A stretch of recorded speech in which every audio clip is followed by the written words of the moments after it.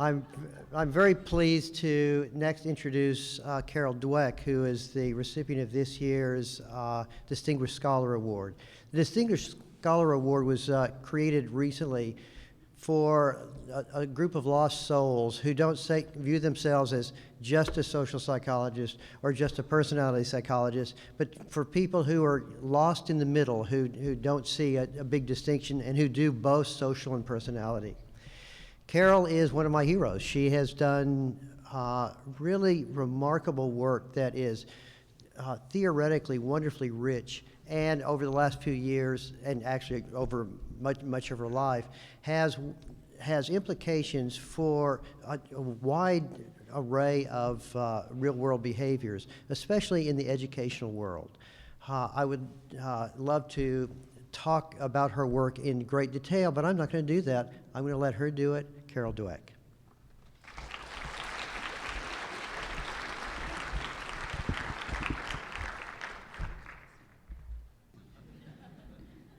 I'm often asked, so what kind of psychologist are you? Social, personality, developmental? And my answer is all of the above. This is why.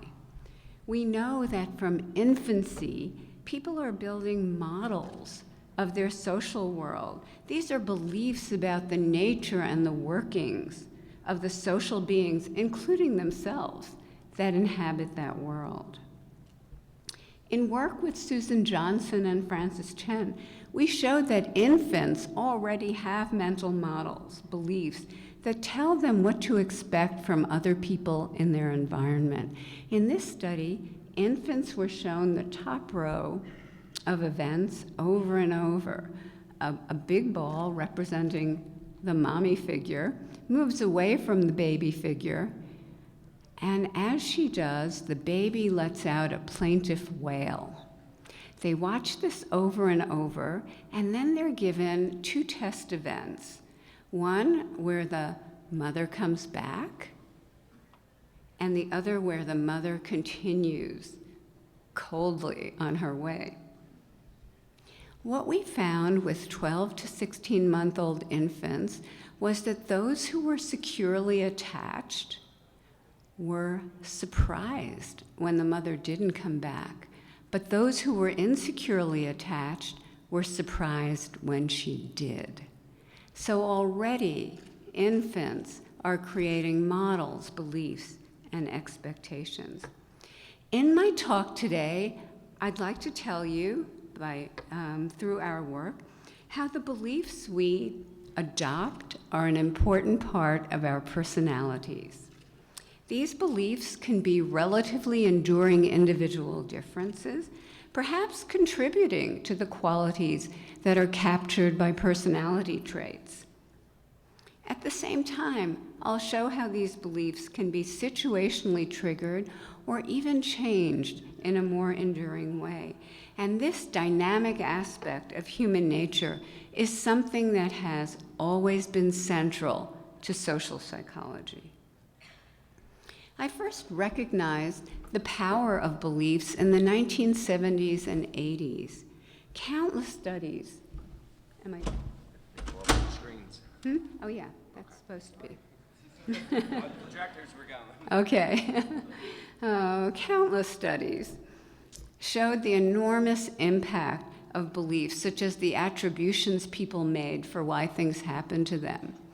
So whether a failure had a debilitating effect or an energizing effect depended on how people interpreted them. Whether a depressed mother or family violence predicted increased vulnerability to depression later in life for children depended on whether the child interpreted this, event one way or the other. I came to understand that these beliefs, whether they're mental models, attributions, implicit theories, or mindsets, are a key way that we package our experiences and carry them forward. Over time, they become a greater and greater part of who we are. So rest assured, the slides are back.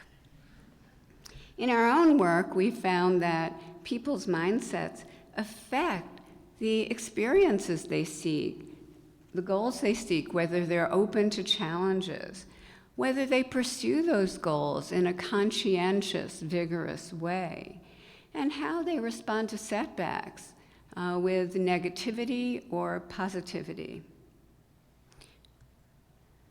In interesting recent work, Moser and his colleagues monitored the electrical activity in brains as people with a growth mindset or a fixed mindset, people who believe that intelligence could be developed versus people who believed intelligence was just a fixed trait.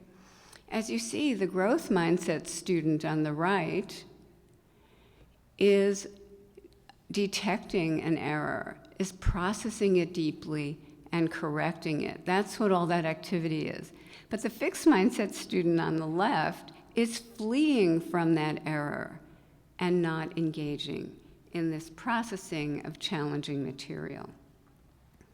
It's no surprise then that over time, approaching your world in these different ways will have consequences for achievement. So in this study, we followed seventh graders across that very difficult transition and showed that students who had had equal prior achievement pulled apart in their math grades over the next 2 years. But these beliefs can also be situationally induced, with the crux of social psychology, or even changed by changing mindsets and the characteristics that travel with them. We have promoted better outcomes. And I'll go quickly through some past and recent studies that demonstrate this, and that demonstrate the malleability of these mindsets and the outcomes they produce. In this study, we took seventh graders who were already showing declining grades. Half of them got a growth mindset workshop in which they learned that the brain could change, the brain could grow when they stretched out of their comfort zone to learn new things. Their brains actually form new connections, and over time, they could get smarter.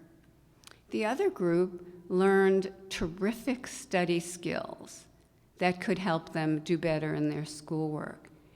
As you can see, it's only the group that learned the growth mindset that showed a sharp rebound in their grades. In a previous study, actually, Good, Aronson, and Inslick showed a similar thing.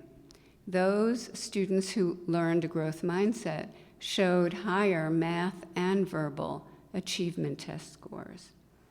Recently, this group of researchers undertook to examine these phenomena in larger samples with a shorter computer-based intervention, and with older students, whom we're often told by educators, don't bother with them, it's too late. In each case, the experimental group was taught a growth mindset, how to apply it to their schoolwork, and the control group was taught about brain facts and how they could use them to improve their memories. This is a high school intervention. Across 13 high schools, there was a significant increase in grades, and for the lowest achieving third of the students, the ones that people give up on, the ones that economists feel they have to pay. We looked in community college samples. This is the pipeline to the good life in America, yet most kids don't make it through.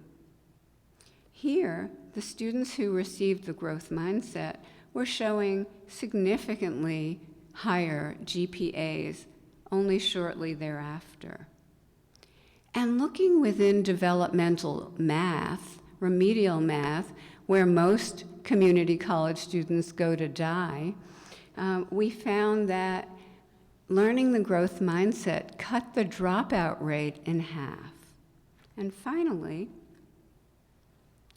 a really new and exciting study at a high-quality, four-year university showed that a growth mindset raised the number of students who were maintaining a greater than 12 credit course load. This is a strong predictor of graduation. But even more exciting, among the African American students, it raised that figure by 10%.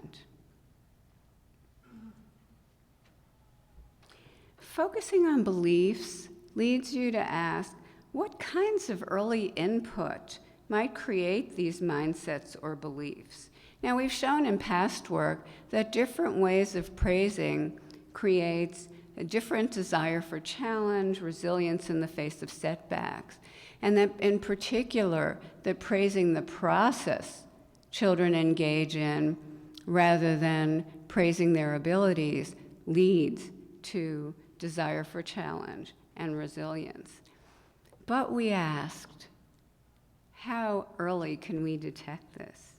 In this study with colleagues at the University of Chicago, we coded videotapes of mothers' interactions with their babies 1 to 3 years of age, and we coded for the kind of praise they gave them. What we found was the more process praise they gave them, the more those kids had a growth mindset and desire for challenge 4 to 5 years later. And now, in the past few weeks, we have follow-up data from when those kids are in 4th grade, and we're finding that the praise that created the different mindsets and desire for challenge went on, and we're now predicting 4th grade achievement in math, and also we're finding in reading comprehension as well. So these important qualities of openness to challenge, of conscientiousness in the face of obstacles, are very much shaped by the kinds of inputs kids are receiving. I won't dwell on this long, but just to say that we're finding that mindsets about willpower are speaking to conscientiousness and achievement over time. In previous studies, we showed, led by Veronica Job, we found, and with Greg Walton, we found that people who believe willpower is a small, finite, easily depletable resource do show strong depletion effects after demanding tasks. But those who believe it's a large, more capacious resource don't show these effects. In a new study, we followed college students over the course of their semester. And in the data I'm telling you about, we focused on students who had high demands, more than 18 credits in their course load. What we found was that here, their theory of willpower predicted the degree to which they procrastinated. Those with the limited theory procrastinated significantly more, and that mediated the grades, the impact of willpower theory on the grades they received. That should say GPA, but it got lost in translation. I would also like to mention some fantastic work by Alia Crum on mindsets about stress and how they transform the meaning and impact of stress at the most basic psychological level, and through that affect how well people function.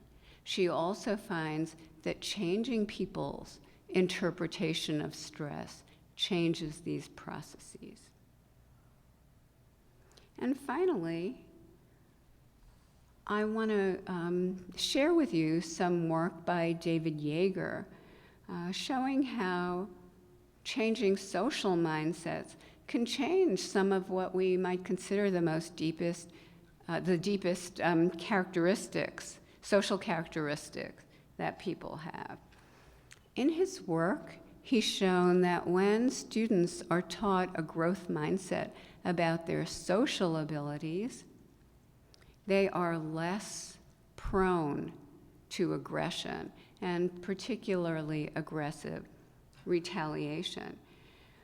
1 month after the intervention, he put high school students in a situation where they received cyberball rejection in a cyberball game.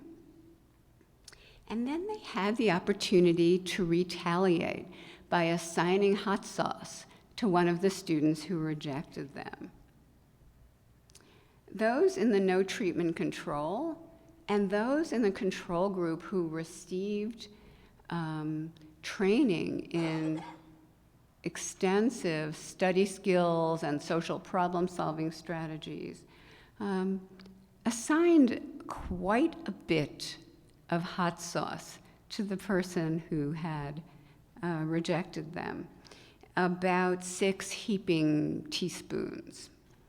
But those who had undergone the growth mindset training administered about 40% less. Not only that, Yeager gave students the opportunity to write notes to the person they were delivering the hot sauce to.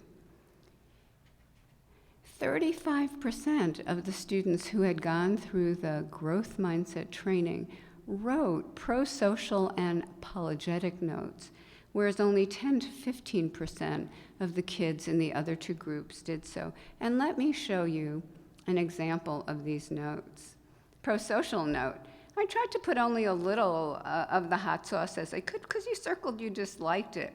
So I hope it's not too much for you. It's not that spicy, I already tried it, so I hope you can handle how much I put in. Now that's agreeable. Here are some not, pass me the ball more next time, kind of, or else. And here's on the right, I gave you a lot because you don't like spicy and because you didn't share the ball. And he smeared hot sauce all over the paper. And not only did they differ in aggression in the experimental setting, but months later, they differed on teacher ratings of conduct and aggression. They differed also on their own self-reports of depression, something that David has replicated in his subsequent work. I've suggested that this approach can shed light on some of the underpinnings of traits: openness to challenge and experience, conscientiousness, self-regulation, agreeableness, negative affectivity in the face of setbacks or obstacles. But this approach also captures the dynamic and malleable nature of these qualities, the ways in which situations can trigger or interventions can change important aspects of them. Looked at in this way, social and personality psychology are not so far apart. In the personality mode, we can study individual differences, relatively enduring beliefs, the tendencies they spawn, and the outcomes they predict.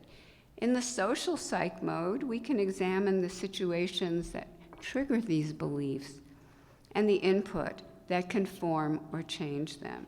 So, what kind of psychologist am I? I hope I'm someone who helps break down fences and who introduces people to their neighbors in the field next door, or maybe more appropriately for this winter. I also hope I'm someone who builds bridges from one field to another. And by the way, I hope you will join me in this endeavor. Thank you.